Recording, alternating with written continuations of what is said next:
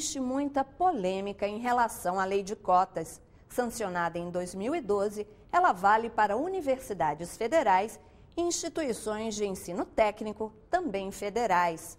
A lei determina que metade das vagas seja reservada para quem estudou apenas em escola pública. Outro critério é que as vagas devem ser preenchidas seguindo a mesma proporção de pretos, pardos ou indígenas que houver no estado. A lei vai ser revisada após 10 anos, em 2022. As instituições podem ter outros sistemas próprios de cotas, além do determinado pela lei.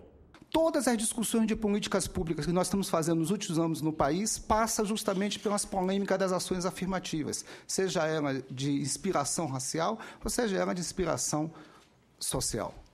Como se nós já soubéssemos profeticamente o que nós devemos fazer para realizar um país de iguais.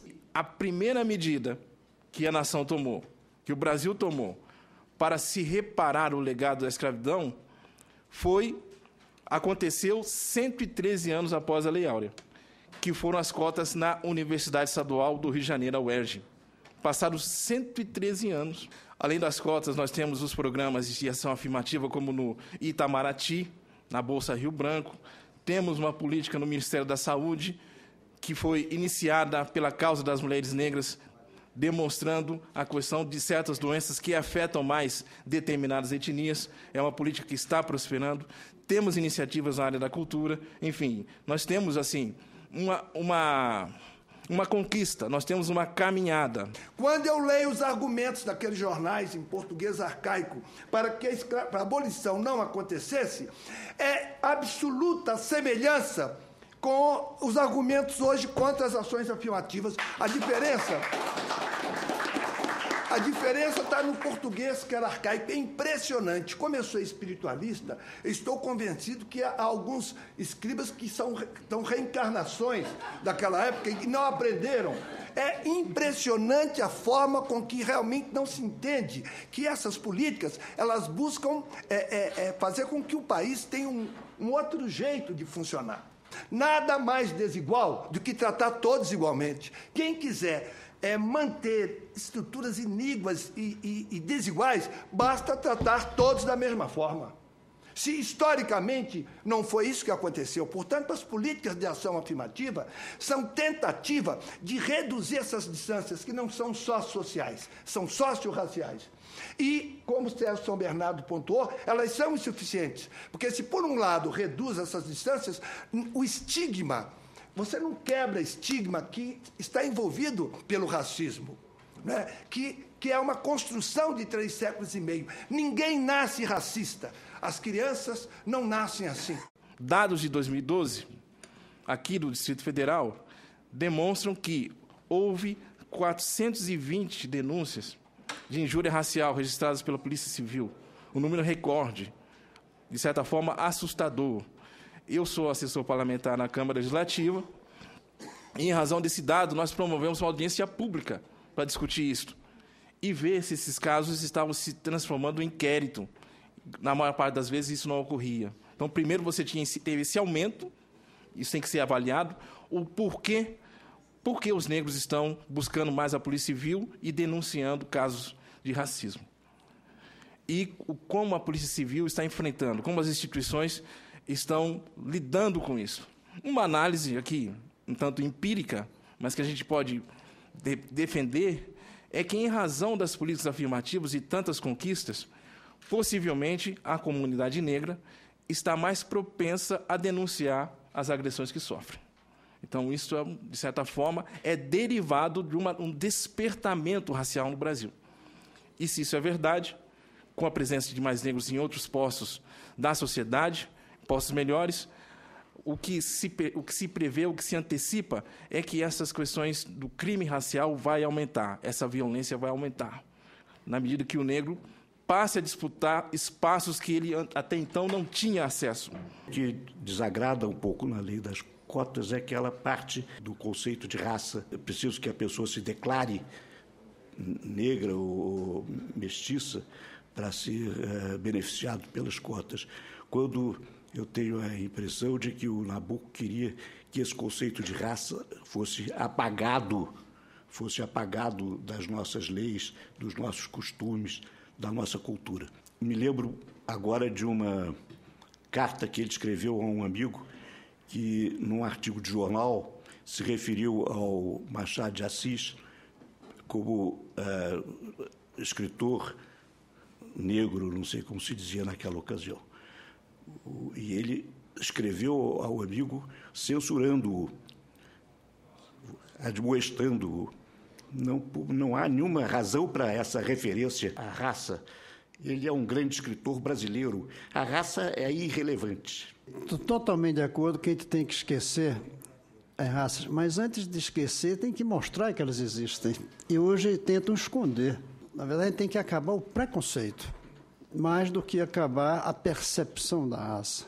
Quando nós apresentamos as cotas raciais, em 1995, o governo Fernando Henrique, imediatamente se falou que era uma proposta elitista. E era de propósito mesmo, as cotas raciais na universidade, que sabíamos que iríamos provocar um certo embate. Mas, simultaneamente, criou-se as cotas sociais. Em momento algum, hoje, num recente artigo nosso, senador, da Revista Brasileira de Estudos Pedagógicos, levantamos: apenas uma universidade de quase 200 tem cotas apenas para negros. Em todas, há cotas para negros e cotas para as pessoas que vêm da escola pública. Os meus filhos não têm direito à cota, porque vêm da escola particular. Cota é só para quem vem da escola pública, negro ou branco. Este subproduto das cotas para brancos pobres é uma reivindicação do movimento social negro. Quando os negros colocaram na agenda que tinha que ter cota para negros, nós entendíamos que tinha que ter cota para quem não era negro e também vinha da escola pública.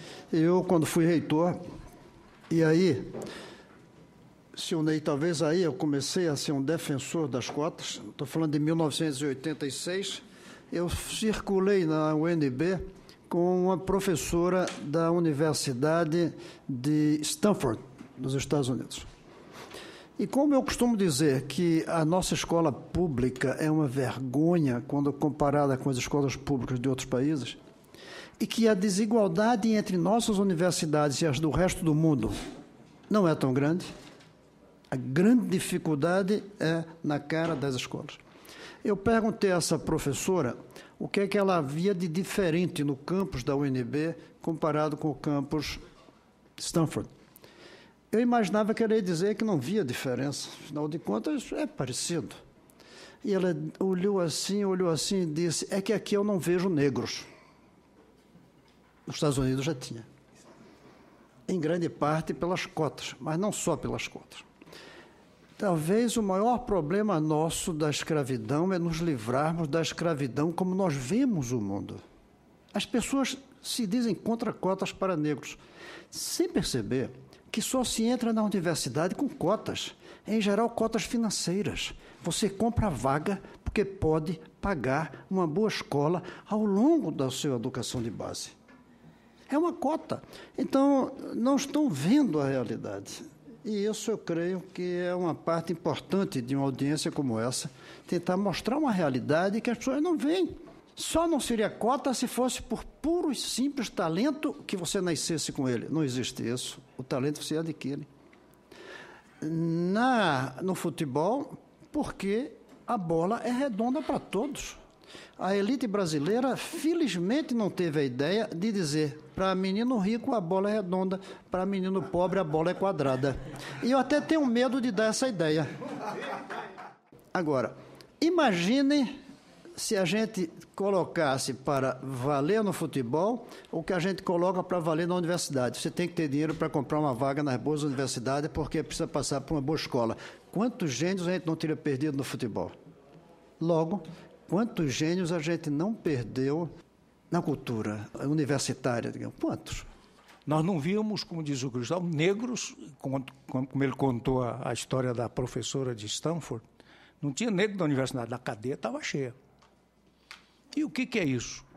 Quer dizer, é o que Nabucco nos pede. Para entender o Brasil, é preciso entender, não de maneira apenas filosófica, Nós temos que entender que a formação das grandes fortunas no Brasil foi obra do tráfico negreiro.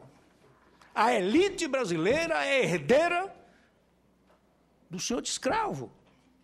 As concepções que essa elite professa, a elite econômica do Brasil, é herdeira direta daqueles senhores de escravo. Então nós temos que combater aquilo que Nabuco nos pede, que é a obra da escravidão. A questão fundamental nossa é não fazer disso uma guerra racista, porque toda a verba que vem para, que Vossa Excelência aprova aqui, não é destinada para brancos, não.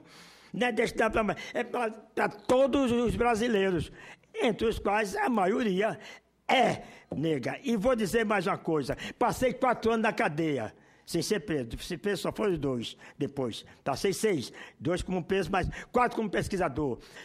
Fiz 4.300 psicotestes. Na Casa de Detenção do Recife, Vossa Excelência conhece. 4.000. E quase 5.000. Pois bem, a cadeia só tinha um branco preso. Era o padre Osana que matou o bispo. O resto era negro. Mas ninguém estava preso porque era negro, meu amigo. Estava preso porque tinha cometido uma delinquência. É como essa defesa das crianças hoje. Estatuto da criança, estatuto da criança. E a criança pode matar, fazer viuvez, simplesmente porque é de menor? Alguma coisa está errada. Quantos pianistas negros a gente conhece no Brasil? Raríssimos, se é que há algum. É que nem bispo, é que nem almirante. É que nem general, é que nem. Bem, nos Estados Unidos, quantos são os pianistas negros? Num país que explicitou a escravidão e depois lutou contra ela. E a aboliu. E assume o preconceito racial que é derrubado institucionalmente nos anos 60 do século XX, mas que permanece entranhado. Não é? Eu acho que é muito importante que a gente não perca isso de vista. A escravidão como elemento estruturante dos nossos comportamentos. Eu me refiro aqui aos comportamentos da sociedade brasileira. A gente fala muito, senador Cristóvão, no Estado autoritário no Brasil, mas a gente não fala da sociedade autoritária no Brasil. Incomoda, por quê? Porque nós somos a sociedade e a gente quer ter uma aparência um pouco melhor. Nós cultivamos muito a aparência. Você vai ver no próximo bloco a opinião de especialistas sobre o legado de 3 séculos e meio de escravidão. Me impressiona a maneira, assim, calma com que está inercializado na nossa consciência dos jovens negros que morrem todos os fins de semana no Brasil.